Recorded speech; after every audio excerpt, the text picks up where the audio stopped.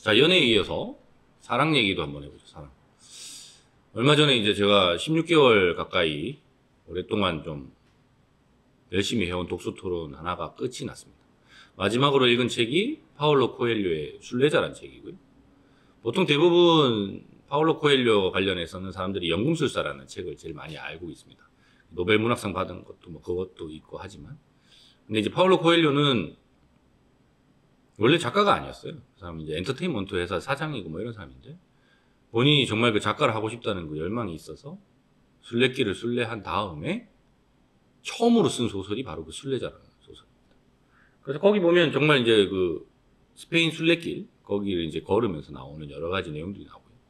거기에 보면 사랑이라는 얘기가 나옵니다. 사랑이 그리스어로 했을 때 세 종류로 얘기를 해요.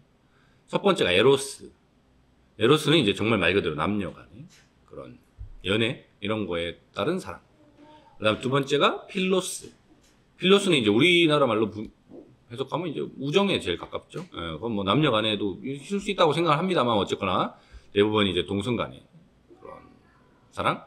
그 다음 마지막이 아가페. 아가페라는 건 이제 무조건적인 사랑이에요. 저 사람이 어떻게 하든 말든, 상대방이 어떻게 하든 말든 그건 상관없이 내가 모든 걸 받아주는, 그게 아가페적인 사랑인데, 이게 이제 아가페가 되게 어려워요. 그리고 우리가 실질적으로 살면서 경험할 수 있는 가장 대표적인 아가페는 부모와 자식. 근데 자식이 부모를 사랑하는 게 아니라 부모가 자식을 사랑하는 그 감정이 아가페에 가깝습니다. 그래서 이제 뭐 거기 보면 그 책에도 나오지만, 그 성경책 내용도 나오지만, 그 사도 바울이 한 얘기가 있어요. 사도 바울이 한 얘기가 성경에 나와 있는 것이 있습니다.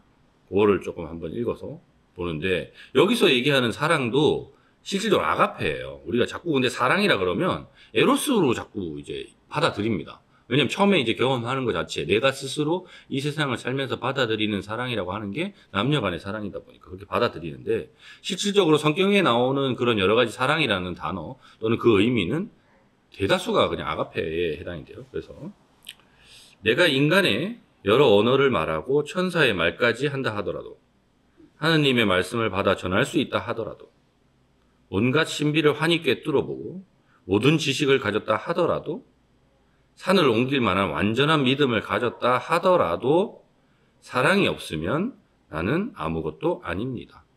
이게 사도 바울이 얘기한 성경에 나오는 구절인데, 여기서 얘기하는 사랑은 에로스가 아니에요. 아가페예요.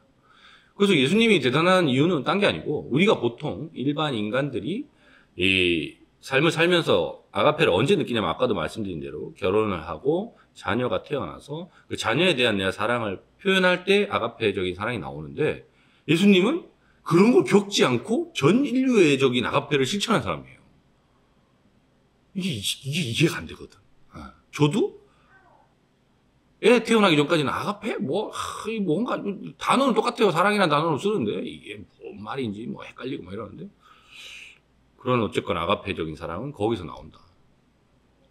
근데 이제 왜 우리가 이 사랑이라는 단어를 그렇게 본 앞에서 쓰느냐, 혼동해서 쓰느냐 하는 걸 보면, 아가페적인 사랑이 인간에게 있어서 일반적으로 구현되기 위해서는 결혼을 한 뒤에 자녀가 태어나야 돼요.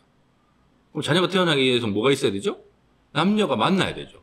그 남녀가 만나기 위해서 필요한 게 에로스예요.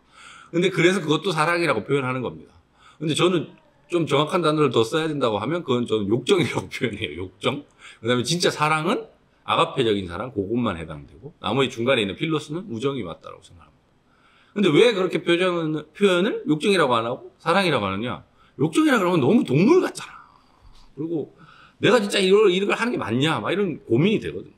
그래서 아가페적인 그 사랑을 실천하기 위한 전 단계, 그것도 에로스임에도 불구하고 우리는 사랑이라고 표현을 하는 것 같고, 그래서 그게 먼저 잘 돼야 돼요. 또 똑같은 얘기예요. 출산율하고 연관되어 있는 겁니다.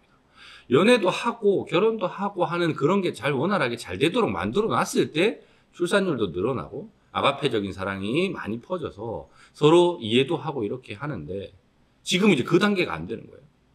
그리고 또 하나, 제가 대치동에 상담을 많이 가보면 요즘 부모님들이 생각하는 그 자녀에 대한 아가페적인 사랑, 이게 좀 왜곡되어 있습니다. 그러니까 무조건적인 사랑이란 건 뭘 의미하냐면, 그 상대방이 어떤 걸 하든 뭘 하든 이 사람이 어떻게 하든 이건 중요하지 않아요. 그냥 내가 그 사람을 사랑하고 표현하는 거예요. 예를 들어 내 자식이 뭔가 문제가 있어서 누구 죽였어. 그럼 살인자잖아요. 그럼 살인자를 사랑한다? 이상하죠?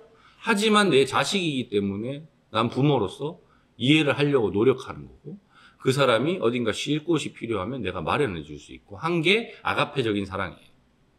근데 요즘은 이제 왜곡된 게 뭐냐면 내가 내 자식을 좋은 대학 가서 그 사람이 좋은 학교 나오고 그 다음에 뭐 좋은 직업을 가져서 잘 먹고 잘 살 수 있게 만들려고 하는 거는 좋습니다. 뭐 제가 그게 나쁘다고 하는 건 아니에요. 하지만 내 자식이 그게 안 맞을 수도 있잖아요. 난 연예인이 잘 맞는 사람인데 공부하라 그러면 얼마나 지옥받겠어요. 근데 자, 또 하나 제가 자식과 부모가 사주가 똑같은 확률은 제로입니다. 그 얘기는 내가 의사라고 내 자식이 의사가 될 확률이 그렇게 높지 않아요. 그걸 100%라고 확신하면 안 됩니다. 그런데 요즘 그런 부모님들은 그 자기가 받고 있는 혜택을 자녀에게 그대로 받게 해주고 싶어서 그걸 막 쏟아 부어요. 근데 애들은 내가 그걸 거부하거나 안 받아들이거나 반대할 수 있는 힘이 없어요. 그래서 방황을 하게 되는 겁니다. 언제 내가 대학을 가고 뭔가 교육받고 해서 그걸 할 수 있는 시기에 그게 와요. 그럼 질풍노도의 시기가 그때 와요. 그럼 문제가 생기죠. 그럼 과연 그게 그 자식을 위해서, 자녀를 위해서 행복한 일이냐? 그럼 퀘스천인 거죠.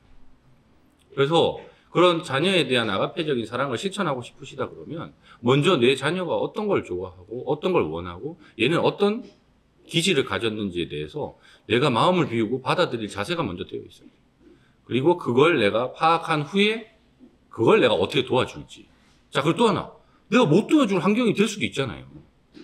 아니, 뭐, 저희 아버지는 뭐, 사업하시겠다고, 잘 먹고 잘 살겠다고 했겠죠. 하지만 쫄딱 망한 다음에 죽을 똥을 싸게 고생을 했어요. 그럼 뭐, 그거는 그분의 잘못이죠.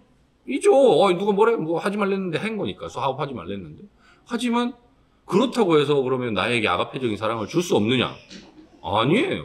줄 수 있어요. 그걸 어떤 방식으로 할 거냐를 다르게 고민해야죠. 꼭 금전적인 거 아니면 뭔가 뒷받침될 수 있는 것만이 아닙니다. 말이라도 하나 좋게 하면 좋잖아요. 근데 그런 걸 안 하고 욕은 욕대로 하고 돈만 대주고 뭐 하면 좋냐? 그건 저는 아니라고 생각하거든요. 그래서 그런 아가페적인 사랑이 많이 실천이 되는 사회가 됐으면 저도 좋겠고요. 그게 이루어지면 출산율 문제는 저절로 해결이 될 겁니다. 근데 지금 자꾸 본질이 오도되고 있는 거죠. 뭐냐면 출산율이란 거에 집중하면 안 되고요. 아까도 얘기했지만 그런 남녀 간의 연애 쉽게 편하게 즐겁게 할 수 있는 그런 사회적 분위기. 그리고 그로 인해서 애들이 자기가 하고 싶은 걸 마음껏 할 수 있는 분위기. 모두 다 공부만 하는 게 아니라, 모두 다 경쟁만 하는 게 아니라, 각자가 잘할 수 있는 걸 쉽고 편하게 할 수 있는 분위기를 만들어주면 저절로 해결될 거예요. 모두 다 의사하고, 모두 다 판검사 할 수는 없어요. 왜? 판검사도 먹고 살아야 되잖아요. 누군 요리를 해야 돼요. 그리고 누군 자동차를 만들어야 그 사람들 타고 다닐 거 아니에요. 그런데 전부 판검사 하겠다? 말이 안 되지. 누구는 자동차 정비를 잘하는 사람, 누구는 판결을 잘하는 사람, 누구는 의사를 잘하는 사람, 그 모든 사람이 똑같은 가치로서 인정을 받을 수 있는 사회가 되면 출산율이나 이런 거는 해결될 수 있을 것같습니다. 그러면은 여기 결국은 약간 말씀 주신 게 요즘이 재성의 시대라고 그 포인트에서 설명을 해주신다면 그걸 타개할 만한 방법이 뭐가 있을까요? 네, 일단 재성의 시대를 바꿀 수는 없을 것 같아요. 왜냐하면 계절의 흐름하고 똑같이 관성 다음에는 재성이 오고 재성 다음에는 식신이 오고 식신 다음에 인성이 오는 거는 순서적으로 오는 거예요. 근데 재성이라고 하면 전부 돈만 생각하는데 재성은 네트워크이기도 합니다. 네트워크가 지금 많이 활발하게 발전이 돼 있는 시대잖아요. 핸드폰도 있고 뭐 연락도 뭐 인터넷으로 잘 되고 금방금방 되고. 그러면 또 하나 네트워크는 다양성을 인정하는 시대예요. 그렇기 때문에 이 사람의 다양성, 저 사람의 다양성이 연결만 되면 그게 전체적으로 균형을 맞춰서 발전할 수 있는 방식인데 지금은 그걸 각자의 다양성을 인정해서 그걸 네트워크로 연결시키는 거에 대한 가치를 두기보다는 정말 말 그대로의 재성, 돈이 장땡이다, 띵호와 이걸로 되어 있는 거예요. 그러니까 그거를 좀 가치관의 약간 변화? 전환을 통해서 나와 저 사람의 다양성을 인정하고 거기서 그걸 연결시킴으로 인해서 가치가 같이 올라가는. 예를 들어 무조건 판검사가 돈 많이 받아야 되고 의사가 돈 많이 받아야 된다라고 생각하는 거가 잘못돼 있어요. 왜? 당연히 시간과 노력을 많이 들이고 고생도 하고 한 건 맞지만 판검사가 100명 있고 자동차 고치는 사람 1명 있잖아요? 그럼 누가 돈을 많이 받겠어요?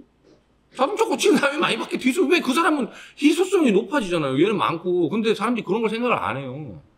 그걸 인위적으로 자꾸 통제하려고 하니까 의사 숫자 줄이려고 하고 뭐 변호사 시험 막 이렇게 해가지고 숫자 줄이려고 하고 그건 인위적인 조정입니다. 원래 저도 경제학 많이 공부한 건 아니지만 경제학적인 걸 놓고 보면 인위적인 그런 조정은 한계가 있어요. 결국은 언젠가 한계에 도달하게 되고 다시 그게 균형을 찾아가게 된다라는 게 경제학의 기본 이론인데 점점 이제 그런 우리가 얘기하는 허드렛 일 하는 사람들이 줄어들잖아요? 그럼 그 사람들의 가치가 올라갈 수밖에 없어요. 왜? 모두 다 찾게 되어 있거든. 내가 삶에 살아가는 데 있어서 그게 편해야 되니까. 그럼 저절로 조종이 오는데 그걸 기득권이라고 하는 지금 뭔가 힘을 가지고 있는 사람들이 억지로 막고 있는 거예요. 근데 그걸 본물 터지듯이 빵 터지면 여러 사람이 힘들어져요. 그러니까 그걸 약간 조종을 하는 게 정부의 역할이고 정치인데 그 사람들도 기득권이니까 그런 걸 잘 안 하는 거죠. 그게 빨리 오기 힘들까요? 이렇게 정리가 되고 있는 과정의 세대. 가치관의 전환이나 가치관의 변화는 원래 서서히 올 수밖에 없는 겁니다. 그런데 이제 아까 얘기한 대로 너무 그거에 반대되는 방향으로 기득권들이 유지를 하다 보면 뚝이 터지듯이 터져요. 그러니까 지난 역사나 이런 걸 놓고 보면 뭐 프랑스 대혁명이든 아니면 이제 볼셰비키 혁명이든 이런 게 온 이유도 되게 웃긴 건 자본주의가 되게 발달된 사회에서 공산주의가 올 거라고 생각했지만 반대예요.